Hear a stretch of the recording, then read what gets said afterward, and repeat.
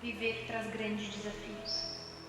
Muitas vezes é difícil manter o equilíbrio e de repente tudo ao redor parece instável. As dificuldades não deixam enxergar longe, não dão certeza do que existe à frente. Cresce a sensação de estar sem rumo. Não falta tentativa, não falta esforço, falta direção. Mas quando a esperança surge em meio a tudo isso, ela aponta um caminho. Em um mundo à deriva, somos chamados a refletir Cristo e permanecer luz.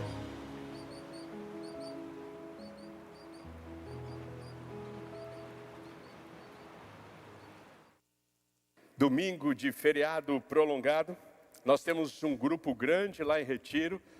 Se você tem filho lá, eu deixei eles ontem vivos lá, tá bom? Hoje eu já não posso garantir, mas ontem quando eu saí, estavam todos vivos. Agora hoje eu já não posso garantir. Mas tem sido um tempo bem gostoso, né, para todos os jovens que estão lá. Temos uma equipe de 70 pessoas lá, entre equipantes e acampantes, e tem sido um final de semana muito gostoso.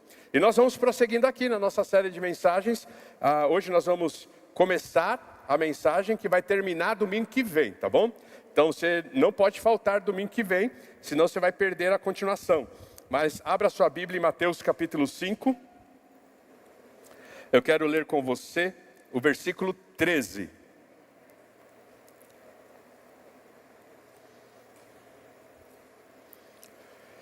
Mateus capítulo 5, versículo 13. Um texto bem conhecido. Nós demos uma pincelada nele na semana passada, quando nós trouxemos a ideia do sal, mas hoje eu quero me aprofundar nisso. Vocês são o sal da terra. Ora, se o sal vier a ser insípido, como lhe restaurará o sabor? Para nada mais presta senão para, lançado fora, ser pisado pelos homens. Jesus está no Sermão do Monte. É curioso porque até o versículo 12, Jesus no Sermão do Monte está comunicando bênção.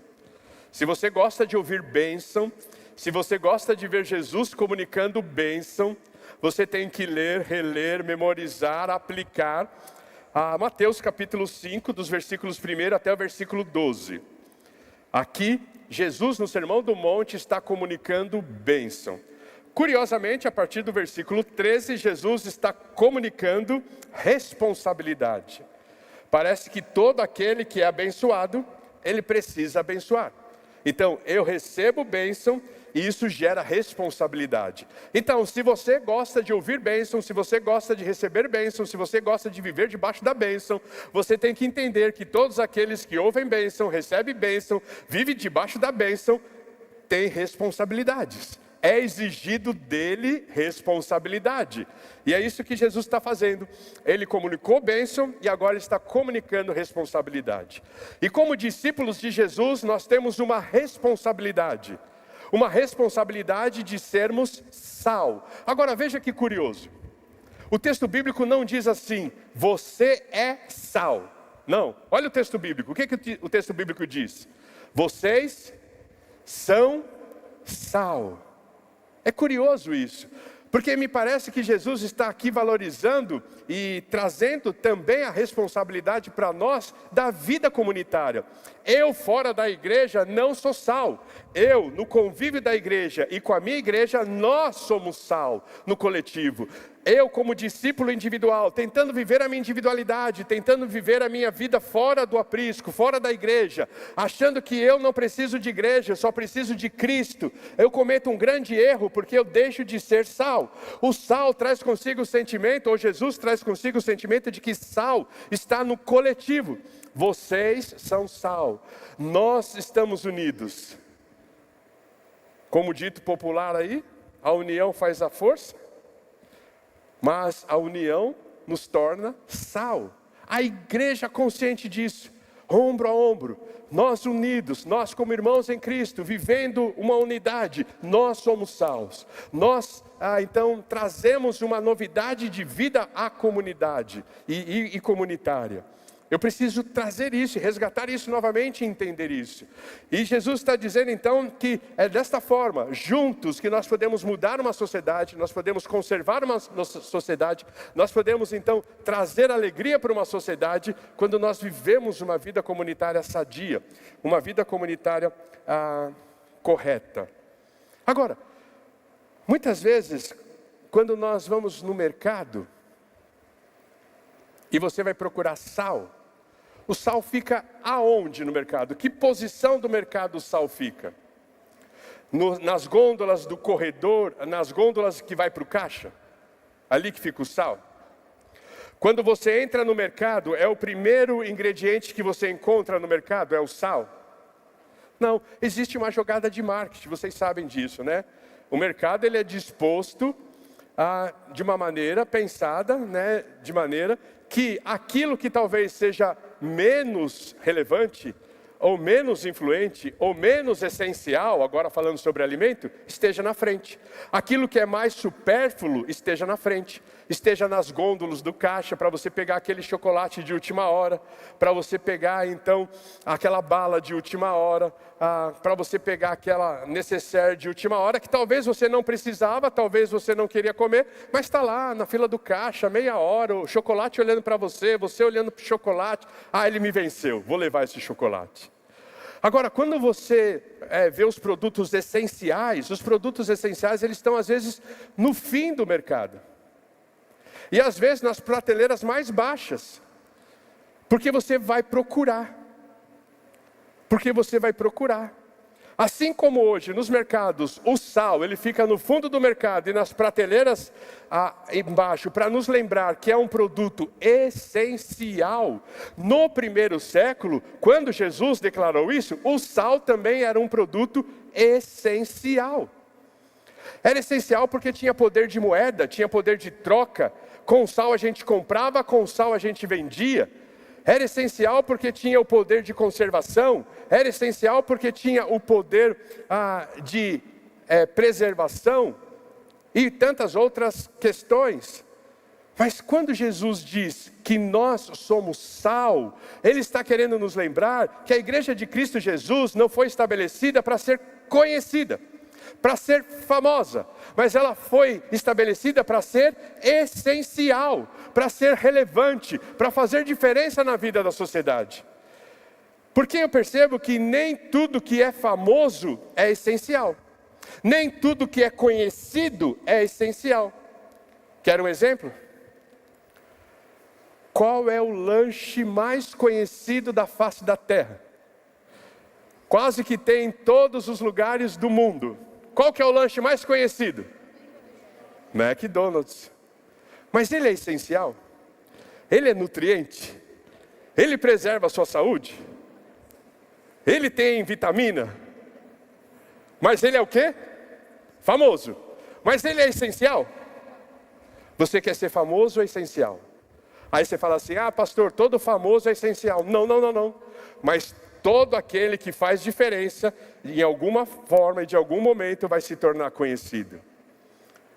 Nem todo que é conhecido, nem todo que é famoso, nem todo que é falado, nem todo que é visto, nem todo que é mencionado, faz diferença. Mas todo aquele que faz diferença, ele vai ser mencionado.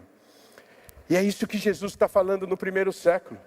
No primeiro século, Jesus está trazendo para nós esse sentimento. Que nós precisamos ser essenciais, nós precisamos fazer diferença, nós precisamos ser relevantes. Nós precisamos então mudar o ambiente em que nós estamos envolvidos e nós estamos inseridos. Por isso ele fala a respeito de sermos sal. Você recebe as bênçãos e agora o que você faz com isso? Você reparte isso, você abençoa uma sociedade. E aí ele vai trabalhar nesse sentido. Que nós somos o sal da terra. Antes de nos aprofundarmos nesse sentimento do sal, olha o que ele fala. Ora, se o sal vier a ser insípido, como lhe restaurar o sabor? Impossível. É uma pergunta retórica. Agora, você sabe que o sal que hoje nós temos na nossa cozinha, aquele que você vai usar daqui a pouquinho, ele não estraga. Ele é refinado. Ele não estraga. Porém, no primeiro século, o sal que vinha do Mar Morto, onde era toda a fonte de sal, ele era misturado com outros minerais. E esses minerais faziam, no decorrer do tempo, com que o sal perdesse a sua propriedade. Então, sim, não é um erro científico, não é uma falta de informação da Bíblia, não é uma ignorância da Bíblia dizer que o sal se estragava no primeiro século. Porque no primeiro século o sal se estragava. Ele não era refinado como ele é hoje. E ele tinha outros minérios que compunham o sal. E ali então, com o depassar do tempo, ele tinha prazo de validade. E ele não servia para mais nada a não ser pisado. E nós vamos falar sobre isso no final da mensagem. Ele não servia para mais nada a não ser pisado. Não se restaurava ele. Não dava para recuperar. Não se usava de volta para o seu princípio, para a sua atividade primária. Então Jesus está dizendo, uma igreja que não é sal, ela está doente. Uma igreja que não é sal, ela está doente, ela não é sadia. Um discípulo que não é sal, ele está doente, ele não está sadio. Mas vamos pensar um pouquinho nas propriedades do sal, para que eu e você possamos fazer a nossa avaliação, se eu sou um sal insípido ou não, ou se eu tenho ainda sido útil para aquilo que eu fui criado. E quando nós pensamos no sal, a primeira coisa que no primeiro século ele tinha uma função era de preservação. No primeiro século não tinha geladeira, não tinha isopor. O alimento ele era preservado com o sal. Era a salmoura que preservava o alimento. Era a salmoura que preservava o alimento de uma putrefação. Era o sal que preservava o alimento para que ele não ficasse podre, para que ele não apodrecesse, para que ele não se estragasse, para que ele não cheirasse mal. Era esse o sentimento, era essa a utilização do sal, a preservação. E quando Jesus diz, nós somos sal, Jesus está dizendo que estabeleceu uma igreja nessa região da cidade de São Paulo para poder lutar contra a putrefação da nossa sociedade. Para poder então trabalhar para que aquilo que cheira mal, aquilo que fede, aquilo que está estragado, seja combatido. Eu não tenho dúvida que nossa sociedade não é pior do que ela já é, porque a igreja de Cristo Jesus está sobre a face da terra. Tire a igreja de Cristo Jesus da face da terra e você vai ver o que vai se transformar a sociedade. É por conta do sal que está na sociedade que a sociedade ela não se deteriora mais do que ela já está morta, mais do que ela já está mal cheirosa, mais do que ela já está passando por esse processo de putrefação. E quando eu olho para a história da sociedade, e quando nós vamos olhar lá atrás, como que a igreja ela prevalecia como sal na sociedade? Por meio da cultura. Era nas artes, era na música, era na educação que a igreja exercia a sua influência. Quando a gente olha para a história da humanidade, a gente vê, por exemplo, Handel. E quantos de vocês já não cantaram Aleluia de Handel? E já se encantaram com essa canção? E já adoraram a Deus com essa canção? E a música influenciando a sociedade, e a música dando direção para a sociedade. Você sabia que ao final de todas as peças, Bach terminava as suas peças musicais com a Deus somente glória? Todas as peças de Bach, esse compositor, esse músico que a gente admira, ele terminava a sua partitura e lá no final da sua partitura estava lá, a Deus somente glória. Era assim que a igreja era sal. Ela encantava o povo, ela transmitia Jesus por meio da arte, quantas pinturas, do século barroco, e vão demonstrando a grandeza e o poder de Deus. Quantos de vocês, talvez, já viajando por Minas, cidades históricas, já entraram naqueles templos católicos, com as pinturas no teto, com as pinturas na parede, e se encantaram e viram e puderam ver a presença de Deus? Na educação. Essa semana, estudando sobre isso, eu me lembrei de como a escola bíblica dominical surge na Inglaterra, no período de Revolução Industrial. A escola bíblica dominical, ela vai surgir para atender um caos social. As crianças naquela época, do século XVIII, elas não tinham tempo de ir à escola. Elas tinham que ir para as indústrias, elas tinham que ir para as olarias, elas trabalhavam e elas não tinham tempo de ir para a escola. Então um jornalista cristão, vendo esta realidade, este caos social, onde as crianças elas não eram alfabetizadas, ele pensou, se elas não sabem ler, como elas vão conhecer Jesus? Como elas vão conhecer a Bíblia se elas não sabem ler? E aí este jornalista criou a escola bíblica dominical, que tinha como duas funções principais: resolver um problema de caos social, trazendo a alfabetização para as crianças por meio do texto sagrado. E ali as crianças aprendiam a ler e a escrever e conheciam Jesus. A escola bíblica dominical não surge para catequizar crentes, para doutrinar crentes, não surge para fazer com que crentes saibam todas as doutrinas da Bíblia, mas a escola bíblica dominical surge para resolver um caos social, para trazer a criança ao conhecimento bíblico e aplicar o texto bíblico à vida diária, para fazer com que o texto bíblico saia das páginas e se torne real, para que na vida diária eu consiga viver Jesus Cristo. É a igreja sendo sal. Quando eu olho para a história da humanidade, você sabia que os primeiros orfanatos é a igreja que vai organizar? Os primeiros orfanatos é a igreja que vai fundar? Porque o povo de Deus lia a Bíblia e eles diziam, eles ouviam Deus dizendo, Jesus dizendo, cuidai dos órfãos. Cuidar das viúvas, cuidem dos órfãos e das viúvas. E a igreja então, vendo que Jesus estipulava ou instigava a nós a cuidarmos dos órfãos, a igreja vai e começa a organizar os primeiros orfanatos. Foi a ideia da igreja, orfanato. A ideia de cuidar dos órfãos é a ideia da igreja. É a igreja na sociedade, é a igreja impactando a sociedade, é a igreja sendo luz na sociedade, é a igreja sendo sal da terra. É a igreja preservando a integridade moral, a integridade física, a integridade social da igreja. Mesmo alguns que estudam, e talvez o pastor Alexandre, como professor de história, poderia estar aqui falando sobre isso com mais propriedade do que eu. Alguns que estudam os movimentos de abolição da escravatura, dizem que mesmo ele não acontecendo no primeiro século, lendo o Novo Testamento, a gente vê escravatura acontecendo. Todos os movimentos de escravatura surgem com princípios que foram regidos no Novo Testamento. É a igreja preservando. A igreja preservando a vida, a igreja preservando a sociedade, a igreja preservando a sociedade de continuar sendo corrupta e de continuar se corrompendo. Nossa sociedade não é pior, porque a igreja se faz presente. Mas a segunda propriedade do sal, quando a gente percebe, e eu não sou um bom cozinheiro.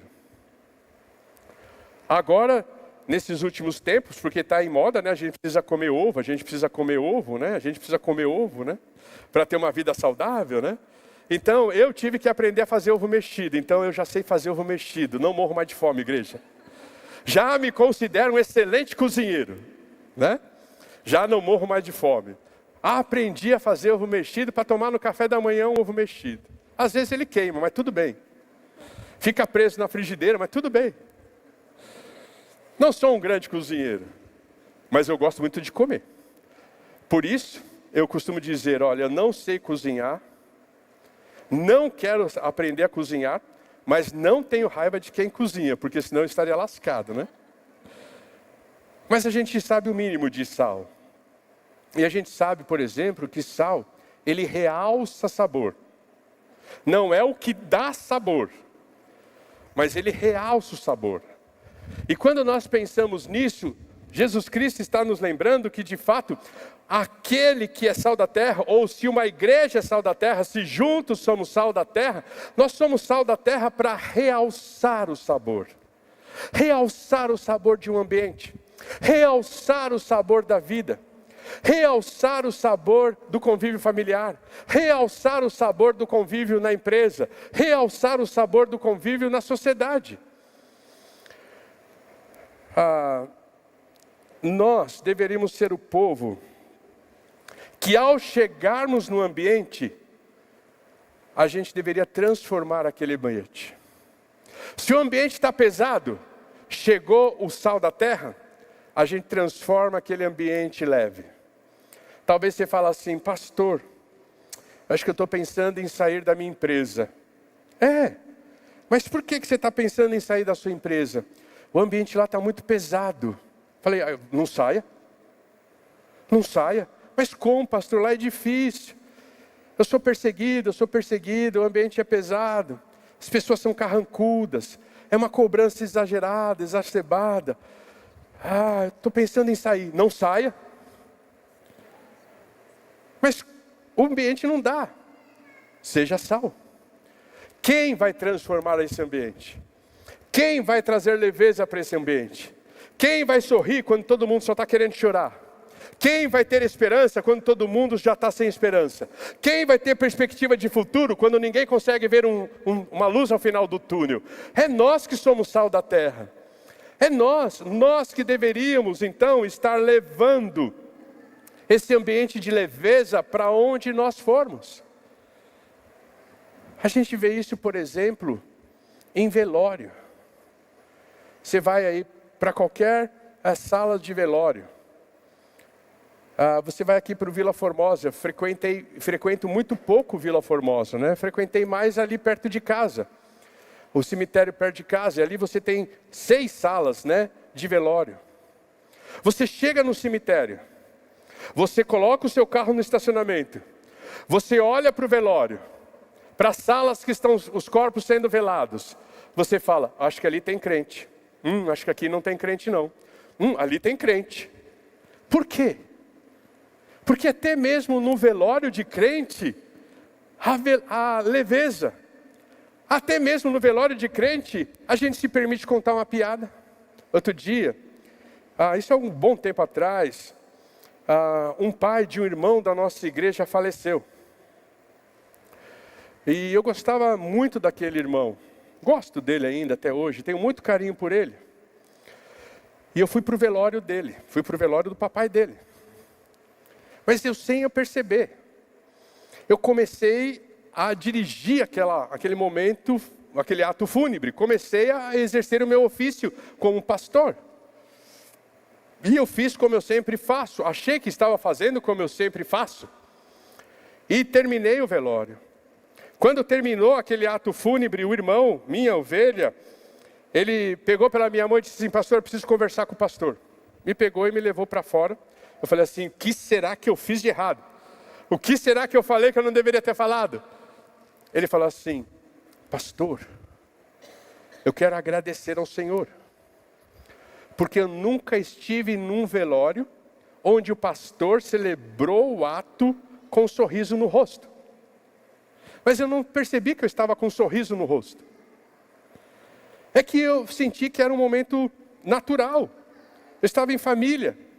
E aquele sepultamento, aquele irmão, de fato, em breve a gente vai rever. Claro que dói para quem está sepultando um papai. Cibele está passando por isso ainda. A irmã Irene está passando por isso ainda. E outros estão passando por isso ainda. Mas até mesmo no ambiente onde só poderia existir lágrimas, nós podemos salgar. Nós podemos realçar o sabor da vida. Nós podemos trazer esperança. Nós podemos trazer perspectiva de futuro diferente. Nós podemos fazer com que o ambiente seja diferente. Porque nós somos sal. Sal realça sabor. Sal realça sabor. Você pode comprar a carne mais cara do mundo, do boi mais valorizado do mundo. Você pode colocar ele na churrasqueira, fazer ele na textura que você gosta, mal passado, bem passado, né, quase cru. E se não colocar sal, essa carne vai ficar ruim, não é verdade? Essa carne vai ficar ruim. Churrasco sem sal é ruim. Porque o sal realça sabor. A minha oração, o meu desejo é que aonde você chegar, você possa melhorar o ambiente que você está entrando. O ambiente da empresa está ruim, por isso que você está lá. Seja sal da terra lá. O ambiente familiar está ruim, por isso que você está lá. Seja sal da terra lá. O ambiente da igreja está ruim, por isso que você está aqui. Seja sal da terra.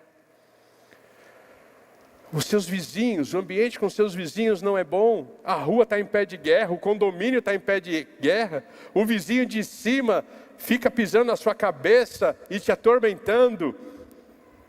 Seja sal da terra na vida dele. Mude o ambiente. Realce o sabor da vida. Traga sabor para a vida. Relembre que a vida é preciosa. Você tem Jesus. Você tem Jesus para isso. Eu gosto de pensar quando a gente fala de sal. Além de ele preservar, foi o meu primeiro ponto da mensagem. Além de ele realçar, foi o segundo ponto da mensagem. Obrigado, pessoal da técnica está atento. Está se convertendo lá enquanto passa o slide. E o terceiro ponto, coloca aí, Léo, qual é o terceiro ponto da mensagem? Sal da sede. Principalmente quando a gente coloca um pouco a mais do que deveria, não é? Sal da sede. Quando você come alguma coisa salgada, você fica com sede. Quando você come, daqui a pouquinho nós estamos chegando na Páscoa, vai ter musical aqui, né? Sábado, domingo, segunda, você vai fazer aquela bacalhoada em casa, vai me convidar para comer com você, com bastante suco, porque vai dar sede. Comer bacalhau dá sede. E vai te dar sede. E quando você então estiver comendo o bacalhau e te der sede, você vai lembrar o quê? Que nós somos sal. E quando Jesus disse que nós somos o sal da terra, Ele está nos lembrando que nós precisamos criar sede nas pessoas por Jesus. As pessoas precisam olhar para nós e ter sede por Jesus. Olha, dificilmente uma pessoa vai começar a chegar a Jesus por ler a Bíblia. Dificilmente uma pessoa vai pegar a Bíblia e vai se interessar em ler a Bíblia, mas muitas pessoas estão lendo a Bíblia por meio da minha vida. Muitas pessoas estão lendo a Bíblia por meio da minha jornada, por meio da minha história. Será que as pessoas estão lendo a Bíblia por meio da sua jornada, por meio da sua história? Você tem produzido sede no coração das pessoas por Jesus? As pessoas olharem para você, querem te imitar, querem ter o que você tem, querem ter a vida que você tem, querem fazer o que você faça, querem viver da maneira como você vive. Você tem produzido sede no coração das pessoas por Jesus? E quando eu penso em sede, eu penso em santidade. O meu sonho é que todo empresário, ele não volte o velocímetro do carro, principalmente se ele for crente. Todo empresário crente que trabalha com veículo, ele não volte o velocímetro do carro para poder vender o carro mais caro ou mais rápido. Meu sonho é que todo empresário, ele não precise tirar 2 notas, ou 1 nota, ou 1/3 de nota, por conta da carga tributária do país, mas que ele vai honrar o país, mas antes de tudo, quando ele tira 100% da nota, ele está honrando a Deus. O meu sonho é isso. O meu sonho é que as pessoas possam dizer: olha, trabalhe naquela empresa, porque quem gere aquela empresa é um cristão, e é muito bom trabalhar naquele lugar. O meu sonho é que a gente possa viver uma vida tão íntegra, com valores éticos, com valores morais tão afirmados, que as pessoas queiram o que nós estamos vivendo com Jesus. Ser sal da terra é produzir sede no coração das pessoas. Ser sal da terra é produzir sede nos olhos da pessoa. Elas querem esse Jesus que nós estamos vivendo. Elas querem esse Jesus. Eu fico imaginando onde foi que a igreja de Cristo Jesus se perdeu. Com essa ideia de que nós precisamos nos parecer do mundo para conquistar o mundo. Quando o mundo já está cansado do mundo e querendo alguma coisa diferente. E esse diferente só Jesus pode oferecer, e você precisa de sede. Você precisa gerar sede no coração das pessoas. Mas quando a gente pensa em sal, a gente entende que, como eu já apontei, ele precisa ser discreto. Ele precisa ser discreto. Pouco sal, a comida fica sem graça, não é isso?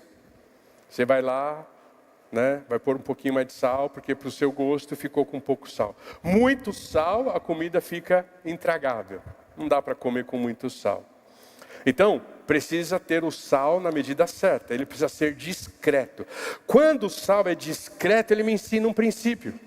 E é o que Jesus está dizendo, para que nós sejamos sal da terra. O sal nos lembra sobre a humildade. Quando você come uma comida saborosa, uma comida bem temperada, uma comida com sabor realçado, onde a pitada de sal foi na medida, ninguém fala assim, que sal gostoso. Ninguém fala, que sal saboroso. As pessoas falam, quem foi que fez essa comida gostosa? As pessoas não lembram do sal. Elas não perguntam sobre o sal. Mas elas querem saber, quem foi que fez essa comida gostosa? Que comida saborosa. Isso me lembra que o sal precisa ser humilde. O crente precisa ser humilde. O crente, a igreja de Cristo Jesus, não está aqui para chamar a atenção para si, mas para revelar o Cristo, a ponto de que quando as pessoas olharem para nós, elas não vão perguntar, quem é você? Elas vão perguntar, quem é que tem feito isso através de você? As pessoas não vão perguntar, por que você faz isso? As pessoas vão perguntar, como você consegue fazer isso? Quem te ajuda a fazer isso? E você vai apontar para Cristo. Mas também isso implica na minha capacidade, na sua capacidade de ser o terceiro.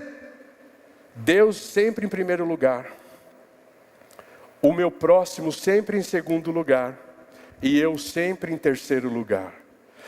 O sal me lembra que eu estou aqui para capacitar pessoas, para empoderar pessoas, para animar pessoas, para inspirar pessoas, para levar pessoas do nível A para o nível B, para levar pessoas do nível B para o nível C. Não só eu crescer, eu quero ir para o nível B, eu quero ir para o nível C, mas eu não trago ninguém comigo, eu não ajudo ninguém a crescer comigo, eu não levo ninguém a ser maior do que eu. E nós precisamos entender isso.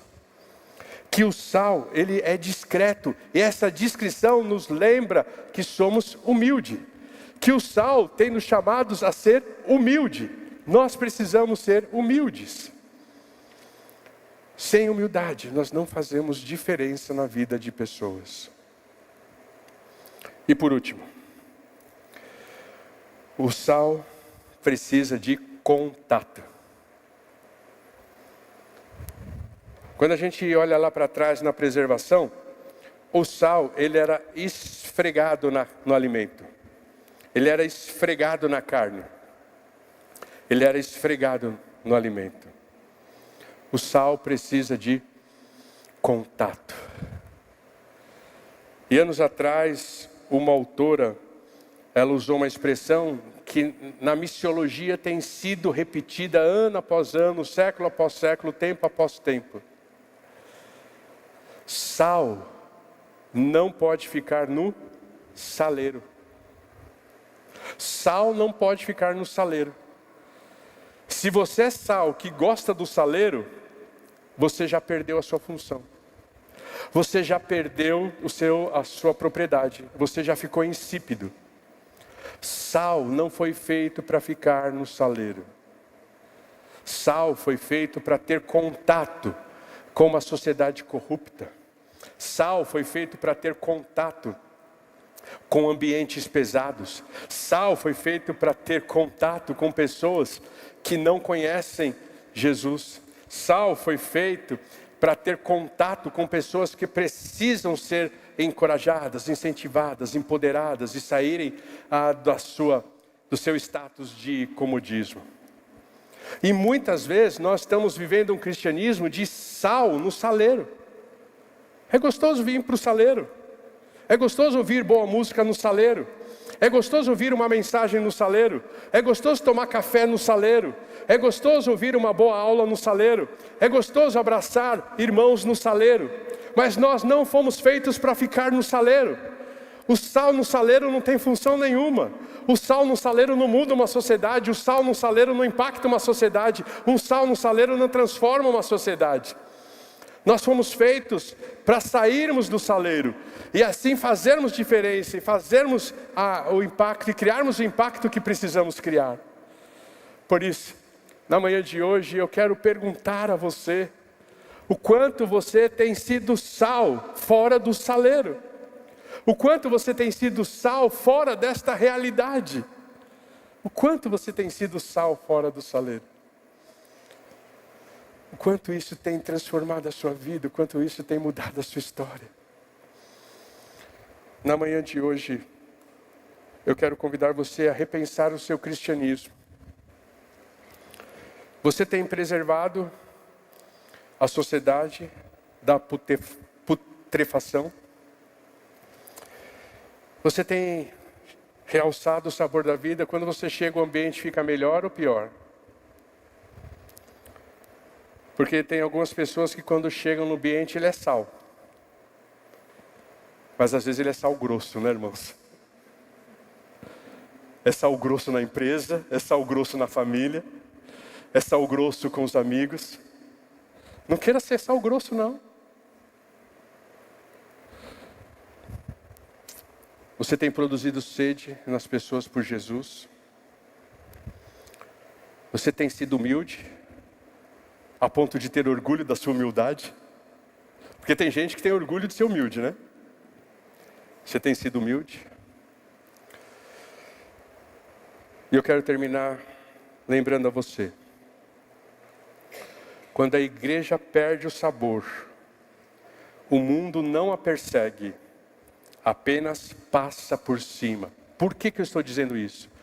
Quando a igreja perde o sabor, o mundo não a persegue, apenas passa por cima. Por que eu estou dizendo isso? Olha para mim. Veja comigo. Veja o versículo 13. Leia comigo. Para nada mais presta, senão para, lançado fora, ser pisado pelos homens. Como que os homens pisavam no sal no primeiro século? Quando o sal perdia a sua propriedade primária, quando o sal perdia a sua propriedade para que ela foi criada, para o que ele foi criado, ele era jogado nas estradas para degelar o gelo. O pessoal do Canadá, talvez, muitas vezes, usou sal para degelar o gelo. O sal era colocado nas escadas de pedras, de mármores, de granito, para tirar o gelo, para que ninguém escorregasse. O sal virava cascalho. Por isso que Jesus está dizendo assim, que, versículo 13, para nada mais presta, senão para ser lançado fora, ser pisado pelos homens. O sal não mais saboreava a vida, não mais preservava a vida, não mais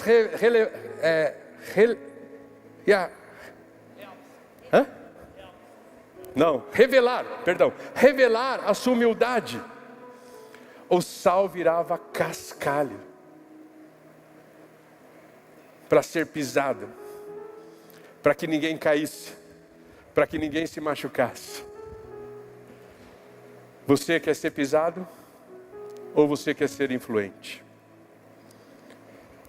Quando a igreja perde o seu sabor, o mundo não persegue mais ela. O mundo pisa por cima dela. O mundo passa por cima dela. E quando o mundo passa por cima dela, a gente tem que lidar com ideologias dentro da escola. E quando o mundo passa por cima dela, a gente tem que lidar com corrupção no Congresso. Quando o mundo passa por cima dela, a gente duvida da bancada evangélica no Congresso. Quando o mundo passa por cima dela, a gente tem que lidar com situações como essa do carnaval, drogas sendo vendidas por todo lado, prostituição sendo praticada por todo lado, tráfico sexual sendo promovido por todo lado, porque o mundo passa por cima, porque a igreja talvez esteja perdendo o seu sabor. Ela está deixando de ser sal, porque ela está confortavelmente dentro do seu saleiro. Nós não fomos feitos para ficar no saleiro. Nós fomos feitos para ter contato e mudar uma sociedade. Espelhar Jesus e espalhar a sua luz é o nosso objetivo em 2026. Porque quando o sal fica dentro do saleiro, ele já não é mais sal da terra, ele é sal do saleiro. Que em 2026 você decida espelhar Jesus e espalhar a sua luz.